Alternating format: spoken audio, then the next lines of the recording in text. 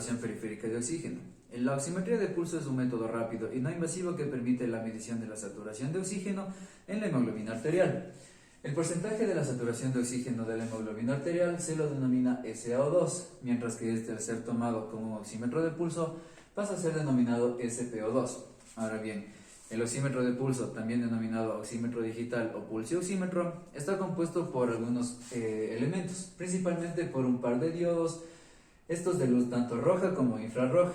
Se encuentra también conformado por sensores receptores y por la pantalla indicadora. En este caso nos muestra lo que es la saturación de oxígeno, la frecuencia cardíaca y la amplitud de pulso. Ahora bien, ¿cómo funciona este sistema? En la sangre se encuentra lo que son los glóbulos rojos, en donde encontramos oxihemoglobina o hemoglobina oxigenada, como la desoxihemoglobina o la hemoglobina reducida, los cuales son encargados de transportar el oxígeno en el cuerpo humano. Esto lo hacen a través de la ley de Beer, que prácticamente tenemos que entender primero lo que es el espectro electromagnético. Este consiste en la comparación de la absorción de la luz como de la longitud de la onda. En este caso, la luz roja tiene una longitud de onda de 640 a 600 nanómetros, mientras que la infrarroja tiene una amplitud de onda de 910 a 940 nanómetros. Siendo así, la hemoglobina oxigenada trazada con la línea roja, esta absorbe mucho más la luz infrarroja, permitiendo lo que es el paso de la luz roja. A diferencia de la hemoglobina reducida, trazada en este caso con la línea azul, esta absorbe en cambio más luz roja y permite más el paso de lo que es la luz infrarroja. Entonces es de esta forma como funciona el oxímetro de pulso, dándonos así lo que es la saturación de oxígeno y a su vez dándonos lo que es la frecuencia cardíaca. Existen ciertas limitaciones. Entre ellas tenemos que la carboxihemoglobina como la metahemoglobina, estos interfieren en lo que es la lectura de la saturación, en este caso de la hemoglobina oxigenada como de la hemoglobina reducida. También la carboxihemoglobina se confunde con lo que es la hemoglobina oxigenada, en este caso en cuanto al espectro de la lectura roja, haciendo que la carboxihemoglobina más la oxihemoglobina nos den lo que es una saturación mucho más elevada de la real. La presencia también de lo que es la metahemoglobina nos da una disminución de la lectura de la saturación de oxígeno cuando tenemos un porcentaje mayor de 85%. Y a diferencia de que también nos puede dar una elevación de la lectura de la saturación del oxígeno cuando existe cuando está por debajo del 85%. Aquí también interfieren lo que son las variaciones de la intensidad de la luz ambiente. En este caso podemos cubrir los sensores con un campo oscuro. Aquí otra de las limitaciones tenemos el frío y los agentes vasoconstrictores, en este caso la efedrina, así como también fármacos que pueden generar la aparición de la metahemoglobina. En este caso lo que es la procaína, tenemos la nitroglicerina, la fenacetina, la primaquina y las sulfamidas. En este caso dándonos el efecto parecido al que les expliqué anteriormente con la metahemoglobina. Ahora hablándoles de lo que es el monitoreo de la saturación de oxígeno en sangre venosa mixta, esto principalmente se basa o es el reflejo de lo que es el aporte, un equilibrio entre el aporte y el consumo del oxígeno en el organismo. Aquí una caída de lo que es el volumen minuto produce también lo que es un descenso de la saturación de oxígeno en sangre venosa mixta. Esto se debe a que el organismo no tiene un mecanismo rápido en el cual pueda elevar lo que es la concentración de hemoglobina o de la saturación de oxígeno, lo cual nos lleva a que los tejidos produzcan una elevación de la extracción del oxígeno. Aquí también tenemos lo que son factores tanto mensurables como los no mensurables. En los mensurables hacemos referencia a lo que es el equilibrio entre el aporte y el consumo de oxígeno, entre los cuales encontramos la concentración de la hemoglobina, la saturación de la hemoglobina, el gasto cardíaco, el consumo del oxígeno, así como la afinidad de la hemoglobina por el oxígeno. En cambio, en los no mensurables, esto principalmente se da por la distribución de la perfusión. En este caso, la saturación de oxígeno en sangre venosa mixta lo realizamos mediante un catéter de Swan-Ganz 19.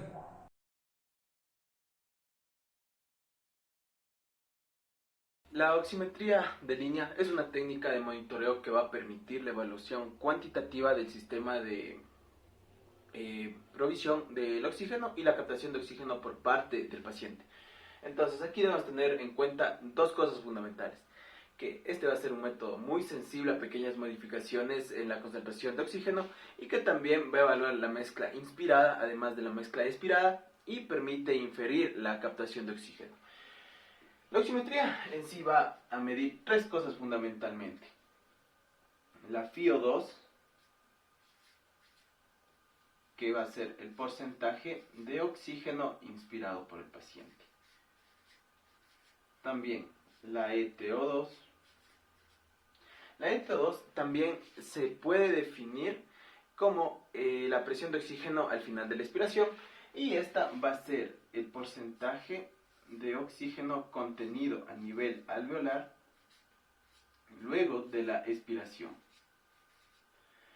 Y por último está la diferencia entre la FiO2 y la ETO2, que vendría a ser la captación de oxígeno por parte del paciente. Listo. Por otro lado también tenemos la capnografía. Para esto debemos tener en cuenta que la producción de dióxido de carbono va a ser fija. En sí, esta se va a modificar solamente por la masa corporal y por el metabolismo.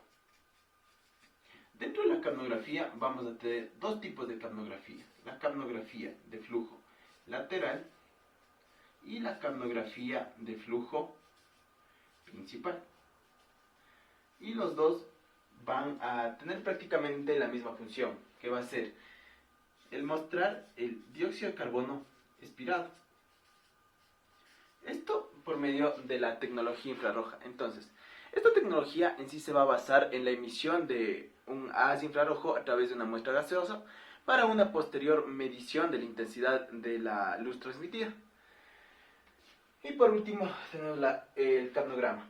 En sí, esta va a ser una representación gráfica del dióxido de carbono expirado. Ya, entonces aquí van a existir 4 fases. La primera fase, que va del punto A al punto B, o también denominada fase lineal. En sí, esta debe estar en relación con el cero, ya que esto va a representar que no existe una eliminación en sí de CO2. También estaría la fase 2 o la fase de expiración, la fase 3 o la fase de meseta alveolar, en sí va a ser la eliminación del dióxido de carbono del alveolo, y la fase 4, que vendría a ser la fase de inspiración. Listo. Aquí también debemos tener en cuenta cierto tipo de numeración. Por ejemplo, 0.75 segundos, que va a representar el volumen circundante del capilar pulmonar. También 0.3 segundos, que va a ser el equilibrio entre el dióxido de carbono, tanto arterial como alveolar. Y por último, el 40 milímetros de mercurio, que va a ser el remanente. Monitorización eléctrica del corazón. En el EKG nosotros podemos ver trastornos en la conducción, los eventos isquémicos, al igual que las arritmias. Es por eso que a nivel de la cirugía existe un monitoreo con 3 electrodos o establecidos para poder ver tanto los eventos isquémicos como las arritmias. Es así que se deben establecer unas reglas básicas para que pueda reemplazar el EKG de 12 derivaciones. Tenemos el sistema bipolar modificado, que está constituido por un electrodo negativo que está compuesto o que permite designar una central o una posición, y la M que va a ir al comienzo para designar la modificación de la ubicación en el electrodo, y que esto ha sido adaptado para el campo quirúrgico. Tenemos que todos los sistemas están constituidos por un electrodo que va a ir ubicado en cada brazo, y tenemos un electrodo que va a ir ubicado en la pierna izquierda. El sistema de 4 cables, y tenemos el sistema de 5 cables. El sistema de 4 cables es el que tiene un electrodo que va ubicado en la pierna derecha, y tenemos un sistema de 5 cables que se establece a nivel del precordio y que me permite el diagnóstico de la isquemia. Existe un electrodo diferente, y este electrodo diferente tiene un electrodo que me permite establecer o que me permite el contacto con todas las terminaciones de todos los miembros, y tiene un electrodo positivo que va ubicado al nivel del precordio. Es importante tener en cuenta que en el triángulo de Einthoven que tenemos acá, este me permite establecer una diferencia de los potenciales eléctricos. A nivel del EKG nosotros podemos ver cambios a nivel de las derivaciones, la de 2, de 3 y AVF, que cuando existen cambios a nivel del segmento ST me puede indicar una lesión cardíaca derecha. En el caso de los cambios a nivel de V4 y V6 me permite establecer una isquemia cardíaca izquierda, tanto de las ramas anterior y la circunfleja. Esto debemos hacer un monitoreo continuo, simple diagnóstico de la D2 y de la V5. Para esto tenemos un sistema adaptado que es el sistema de derivaciones múltiples que me permite detectar tanto las arritmias, los bloqueos y la isquemia. Con el sistema de 3 electrodos que se utiliza a nivel del quirófano, esto permite el diagnóstico de las arritmias, pero no me permite el diagnóstico de la isquemia. Es por eso que se utilizan las bipolares modificadas. Estas bipolares modificadas tienen un electrodo positivo que se ubica a nivel de V5. Esto quiere decir a nivel del quinto espacio intercostal en la línea axilar anterior. En este ejemplo nosotros podemos ubicar al MCL1. M me quiere decir la modificación en la ubicación, C que viene a ser el electrodo central y L quiere decir que se va a ubicar a nivel del lado izquierdo. En este caso nosotros tenemos el electrodo negativo que se ubica en el cuarto externo de la clavícula y el electrodo positivo que se ubica en V1, quiere decir el cuarto espacio intercostal, línea media clavicular, y tenemos que el electrodo neutro se va a ubicar a nivel del brazo derecho. Este de aquí me permite una buena información sobre la onda P y el complejo QRS y por lo tanto me permite diagnosticar tanto las arritmias auriculares, me permite ver los problemas a nivel de conducción y me permite también ver los bloqueos de RAM. Tenemos otro de estos que tenemos el S5, que este se va a ubicar a nivel subclavicular central y este sí va a estar establecido por parte del quirófano y me permite el diagnóstico de isquemia anterior. En la interfaz electrodo-paciente, para evitar que se pierda la señal entre la piel y el electrodo, es muy importante utilizar una gasa con alcohol empapada para poder limpiar el sitio en donde se va a colocar el electrodo. Debemos dejar que seque este sitio y se debe colocar el electrodo con una pasta electrolítica. Es muy importante tener en cuenta que el electrodo debe ubicarse a nivel de eminencias óseas. ¿Para qué? Con el objetivo de evitar que haga contacto cuando hay una contracción muscular. Y sobre todo también tenemos que ver la integridad de los cables. En el caso del diagnóstico de las arritmias, esto es muy importante a nivel de cirugía. Tenemos que tener en cuenta que se puede provocar una arritmia, ya sea por una intubación o una extubación. Esto se debe a una estimulación del sistema nervioso central. Existen factores que van a alterar el diagnóstico de las arritmias. ¿Cuáles son estos factores? Estos van a ser los anestésicos, van a ser las alteraciones electrolíticas, son la intubación traqueal, los reflejos, la estimulación del sistema nervioso central. Hablamos de operaciones anteriores, de cardiopatías previas y también la colocación de cánulas, de catéteres intracardíacos. Para evitar todo eso, existen recomendaciones, es decir, que se deben plantear preguntas para hacer un buen diagnóstico de las arritmias. Es decir, ¿tiene una frecuencia cardíaca? ¿Cuál es la frecuencia cardíaca del paciente? ¿Tiene un ritmo? Y este ritmo si es regular o es irregular. Si la onda P está precediendo al complejo QRS, si el QRS es normal, si existe una arritmia que sea peligrosa o si está combinada esta con un trastorno hemodinámico y si en serio se debe administrar un tratamiento. Continuando, vamos a hablar sobre el monitoreo hemodinámico. Este monitoreo hemodinámico se debe realizar en el 100% de las intervenciones quirúrgicas, sin importar que se practique ya sea con anestesia local, con anestesia regional o incluso con anestesia general. ¿Para qué? Para así controlar los problemas que se presenten durante la anestesia y prevenirlos o corregirlos en caso de que fuera necesario. Aquí tenemos dos tipos de monitoreo, el monitoreo no invasivo y el monitoreo invasivo. Hablando del monitoreo no invasivo, vamos a tener dos puntos importantes, los cuales vamos a medir, el cual va a ser el pulso y la presión arterial. Hablando del pulso, tenemos algo muy importante, lo cual va a ser la medición del pulso radial, ya que este nos va a brindar el ritmo cardíaco, si presenta el paciente una arritmia o amplitudes de pulso y la presión arterial aproximada. Este se hace con la utilización de un saturómetro de pulso y es posible graficar la onda. Como segundo punto tenemos a la presión arterial, lo cual esta se va a medir la presión arterial sistólica, la presión arterial diastólica y podemos sacar la presión arterial media para determinar así la vitalidad del corazón, su eficacia como bomba y el estadio circulatorio y la volemia del paciente. Tenemos diferentes métodos para poder calcular lo que es la presión arterial. Uno de los primeros métodos tenemos el método de Riva-Rossi, que fue uno de los primeros descritos, el cual tiene dos causas de errores. Primero es el empleo de un manguito de tamaño inadecuado y el segundo consiste en un empleo de una velocidad de desinflado muy rápida, los cuales podrían llegar a darnos unas lecturas erróneas de lo que va a ser la presión arterial. También tenemos el esfingomanómetro, el cual es una de las técnicas más frecuentemente empleadas, la cual consiste cuando se desinfla el manguito y la presión existente en él se va a tornar igual a la presión arterial máxima. Continuando tenemos a la presión automática con manguito, el cual consiste en que se infla y se desinfla el manguito de forma automática en un periodo para determinar la presión sistólica, diastólica y media por medio de un microprocesador, el cual va a analizar las oscilaciones que se producen en el manguito y nos da los resultados de la presión arterial.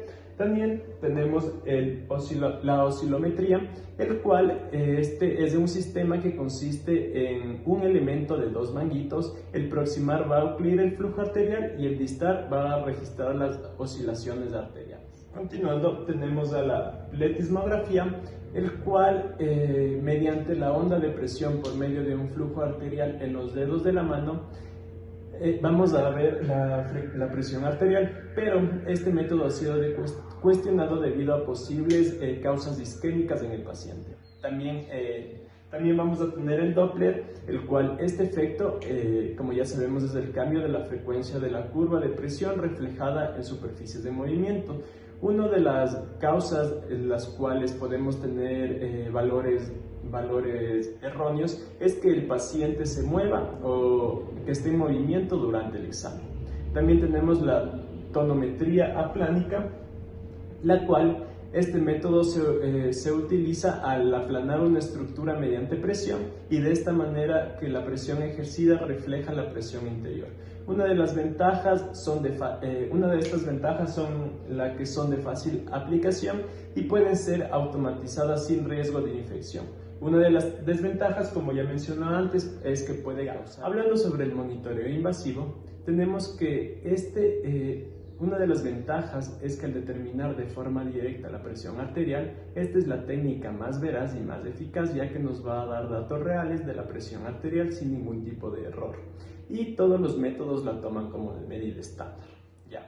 Aquí podemos hablar sobre la arteria radial, ya que este va a ser el sitio de punción más utilizado por su fácil acceso y por las complicaciones que son mínimas debido a la circulación colateral de la mano. También podemos hablar sobre la arteria braquial axilar, la cual se canaliza con el método de Seldinger y la punción se realiza entre los músculos deltoides y pectoral. También en las arterias femoral y pedia, este es el sitio de punción que se emplea cuando se requiere una presión distal, debido a que es posible el clampeo del tronco brachiocefálico o de la arteria axilar. La analgesia general ha sido definida como un estado de inconsciencia, analgesia y relajación muscular. Los agentes farmacológicos que se utilizan durante la cirugía van a inducir un sueño anestésico, un estado que comienza con la sedación, es decir, la tranquilización, y termina con la depresión severa del sistema nervioso central, es decir, un coma. Cada nivel de esta serie representa una profundidad determinada según ciertas características y técnicas de medición, entre ellas el electroencefalograma. Es así que la profundidad anestésica práctica es aquella en la que la interacción de estos elementos, es decir, el estado del sistema nervioso central y estímulo doloroso nociceptivo, da como resultado las condiciones quirúrgicas adecuadas, es decir, condiciones caracterizadas por la ausencia de los movimientos musculares no deseados, la ausencia de los cambios cardiovasculares y la despierto y relajado. La transición hacia el estado de atención se caracteriza por una respuesta de orientación, la cual va a estar relacionada con un aumento de la frecuencia cardíaca y una disminución de la impedancia eléctrica cutánea. Esto como resultado de la activación de las fibras simpáticas colinérgicas en las glándulas sudoríparas. Entonces, esa activación mínima es lo que va a aumentar de manera progresiva en función del comportamiento del sujeto, y también hay cambios importantes en la anticipación de la actividad mental y el ejercicio, aún más como cuando el contenido emocional que se ha tenido en la situación es bastante alto. Esto último se va a observar en la reacción de alarma, la cual va a estar caracterizada por distintos signos como es la hipertensión, la taquicardia, el aumento de la ventilación, la vasoconstricción intensa en las áreas cutáneas, en la renal y también la esplánica, así como una liberación de la hormona ACTH, la renina y así también lo que es la adrenalina. Los efectos respiratorios van a ser producto de la interacción entre el efecto directo de los agentes farmacológicos sobre el control respiratorio y la acción central de los estímulos nociceptivos que llegan para la formación reticular. Es así que la respiración espontánea va a depender de lo que es la actividad de un generador de ritmo. Este constituido por un grupo de neuronas vulvares, las cuales van a estar organizadas a manera de un marcapasos, el cual activa con una frecuencia regular las neuronas motoras frénicas e intercostales inspiratorias. Es así que los patrones respiratorios observados con los agentes intravenosos o también los inhalatorios de corta duración pueden ser utilizados en muchos procedimientos, como lo que es estos como indicadores de lo que es la profundidad anestésica. Una posibilidad se ve facilitada por el uso de los analizadores del CO2 expirado, los cuales permiten reconocer con precisión los patrones respiratorios y así medir la eficacia de la respiración. El CO2 expirado va a aumentar con la profundización de la anestesia y luego en niveles más profundos va a mostrar una disminución que coincide con la reducción del volumen corriente y un aumento del espacio muerto.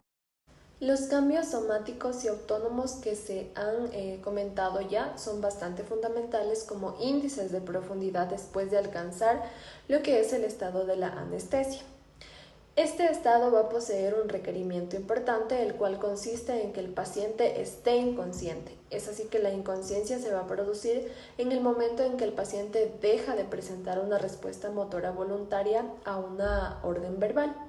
Un problema que está relacionado con esta definición es que existe la posibilidad de que un paciente despierto no responda por falta de atención y no por falta de conciencia. Esta situación ha motivado a la búsqueda de otros signos de profundidad, por ejemplo, la desaparición del reflejo palpebral o del reflejo corneano, el fenómeno considerado como un signo clásico de la transición a la inconsciencia. Asimismo, en cuanto a la sedación, la prueba más común para determinar la profundidad de la anestesia consiste en medir la respuesta a una orden verbal. Entre estas pruebas van a estar la escala de Glasgow, la escala de la sedación de Ramsay y la escala de la evaluación del estado de alerta del observador, siendo esta última la más importante. El electroencefalograma va a representar la suma de los millones de potenciales postsinápticos, los cuales modulan la actividad de las neuronas corticales y se va a clasificar de acuerdo con la frecuencia de las ondas observadas y según el voltaje de dichas ondas. Es así que la aplicación ideal del monitoreo intraoperatorio del electroencefalograma consiste en la identificación de por lo menos dos patrones importantes. El primero es el que corresponde a la pérdida de la conciencia como tal y el que procede a una respuesta somática y también autónoma, la cual va a estar durante la estimulación nociceptiva. Los cambios transitorios en el electroencefalograma desde un patrón estable a uno correspondiente a un estado de lo que es la anestesia más superficial o más profunda son bastante comunes durante la estimulación quirúrgica y tienen una gran relevancia clínica. Es así que los periodos breves de actividad de bajo voltaje y alta frecuencia sin ondas lentas se conocen como microdespertares y duran alrededor de 1 segundo. Como su nombre lo indica, estos cambios van a representar una desincronización cortical fugaz que coincide con la llegada de una activación reticular intensa resultante de un cambio significativo en las características de la estimulación nociceptiva. Lo importante en la generación de estos breves periodos es que hubo un aumento rápido en lo que es la intensidad nociceptiva y en que el electroencefalograma posterior a esta modificación muestra esta desincronización, la cual acompaña al cambio y luego, aunque la actividad nociceptiva siga siendo muy elevada, esta retorna al patrón anterior correspondiente a una profundidad anestésica mayor y suficiente. Consiste en un registro eléctrico que representa y magnifica la actividad muscular que puede monitorearse de manera visual en el quirófano. Es así que el electromiograma se utiliza de forma sistemática para monitorear la integridad del nervio facial durante la cirugía de la fosa posterior. Por ejemplo, durante la cirugía por neuronomas acústicos, también en la cirugía de la parótida y del hueso temporal. Asimismo, este electromiograma de los músculos laringeos va a permitir monitorizar la integridad del nervio recurrente durante una cirugía complicada, por ejemplo, de las glándulas tiroideas y paratiroides. Es así que en todos estos casos es importante que la profundidad de la anestesia sea adecuada, porque esta, si es anestesia superficial, se relaciona más con un aumento de la actividad de la base en el electromiograma. El valor práctico de este tipo de registro va a radicar en el monitoreo de la integridad de los nervios craneanos, y la técnica ha sido en casi todos aquellos. Por ejemplo, el oculomotor, el trigémino, facial, vago, glosofaringio, hipogloseo y también el accesorio. Este electromiograma también se utiliza durante la cirugía de los nervios periféricos, desde el nivel espinal hasta el más distal, y sirve para la identificación de la situación anatómica del nervio cuando la anatomía está distorsionada por alguna patología local. Yo voy a hablar acerca de la monitorización neuromuscular. La monitorización neuromuscular es importante debido a que esta nos permite disminuir lo que es la mortalidad, y también contribuye a los que son los cuidados perioperatorios y también a brindar una mayor estabilidad al paciente. Tenemos que el monitoreo de la función neuromuscular en lo que es la práctica clínica. Esta va a ayuda a promover lo que es una relajación quirúrgica adecuada. También facilita el ajuste de dosis para lograr lo que es un bloqueo neuromuscular requerido. Evita tanto la sobredosificación como también lo que es la dosificación. Este también permite predecir la recuperación y también sustenta la decisión de revertir lo que es el bloqueo neuromuscular. Bueno, vamos a hablar lo que es el monitoreo instrumental. En este se manifestaba que existe una estimulación. Estimulación va a tener una duración del 0,1 a 0,2 milisegundos, y también va a tener una intensidad que da de 30 a 70 miliamperios. También va a estar lo que es la intensidad delimitado tanto directa como indirectamente. Directamente por lo que es el voltaje van a ser 9 voltios. Indirectamente por lo que va a ser la resistencia, y que esta resistencia varía de acuerdo a lo que son las características de la piel y si se ha colocado electrodos en lo que es la superficie. Bueno, vamos a hablar que el único parámetro para la estimulación también va a ser lo que es la frecuencia, la cual va a estar variada y va a estar medida en los que son hertz, y esto quiere decir la cantidad de estímulos que se realizan en un segundo. Tenemos también que los estímulos eléctricos van a discurrir por lo que es el nervio hasta llegar a la unión neuromuscular. En este sitio, según sea el grado de bloqueo neuromuscular, va a poder atravesar con éxito o va a fracasar en ello, pero si este logra atravesar con éxito, desencadena un potencial de acción en lo que es la placa motora. Por consiguiente, va a producir lo que es una contracción muscular objetiva y mesurable. A continuación voy a hablar acerca de los pasos del monitoreo instrumental. Aquí va a ser el monitoreo que se le realiza al paciente. Tenemos como primer paso que se elige el nervio. Generalmente este puede ser lo que es el facial o el nervio cubital, pero se manifiesta que con mayor elección se... Bueno, a continuación vamos a seguir hablando acerca del tren de 4. Tenemos que esta se basa en la frecuencia y estimulación. Esta se va a dar en lo que son 2 Hz por 2 segundos. Tenemos que el primero de los 4 se condiciona, y a su vez va a condicionar a sus otros 3 siguientes. Tenemos también que el tren de 4 va a tener una caída de la amplitud en respuesta a los bloqueos neuromusculares cuando se administra lo que son relajantes neuromusculares no despolarizantes.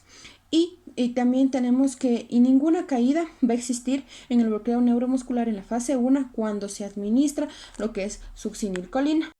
Mediante lo que es la aplicación del tren de 4 es posible efectuar lo que es un cálculo del número de respuestas musculares evocadas. También la observación de la relación entre la amplitud de la cuarta respuesta y la amplitud de la primera. Tenemos que esta relación se conoce como la relación T4-T1.